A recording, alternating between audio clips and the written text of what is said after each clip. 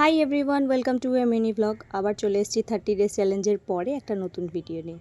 তো আজ ছিল আমার এক্সাম, আর সকালবেলা একটু তাড়াতাড়ি উঠেছিলাম কারণ এক জায়গায় যাওয়ার ছিল, সেটার জন্যই রেডি হচ্ছিলাম। প্রথমেই সকালবেলা উঠে যেটা আমার ডিউটি থাকে, অভ্যেস হয়ে গেছে, চিয়া সিড ভেজানো জল সেটাই খেয়ে নিয়েছিলাম। দেন আমি ফ্রেশ হতে বসে গিয়েছিলাম।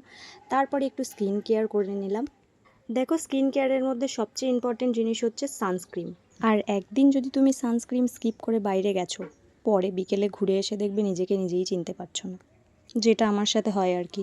যাই হোক, তারপরে আমি এক মগ চা খেয়ে নিলাম, যেটা রোজ ভাবি যে খাবো না সেটা আমার খাওয়া চাই। তারপরেই আমি রেডি হয়ে বেরিয়ে গেছিলাম। আর দেখো, সব জায়গাতেই তো ফোন অ্যালাউ থাকে না, যার জন্য সব ভিডিও করা পসিবল হয় না।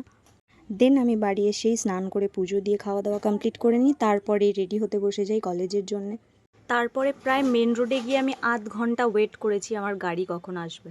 ফাইনালি গাড়ি চলে আসে। দেন আমরা সবাই মিলে চলে যাই আমাদের এক্সাম হলে। তারপরেই পরীক্ষা শেষ করেই আমরা বেরিয়ে যাই আবার বাড়ির জন্যে। তারপরে বাড়ি আসার সময় না আমরা বেশ এনজয় করতে করতে বাড়ি এসেছিলাম, কারণ সবার পরীক্ষাই মোটামুটি ভালোই হয়েছিল। যেহেতু বান্ধবীর সাথে অনেক দিন পর দেখা, তো আমাদের দুজনের গল্প তো শেষই হচ্ছিল না। তারপরে আমি আর আমার বান্ধবী পান্ডুয়ায় নেমে ফুচকা খেয়ে বাড়ি চলে যাই। দেখা হচ্ছে নেক্সট মিনি ব্লগে। টাটা।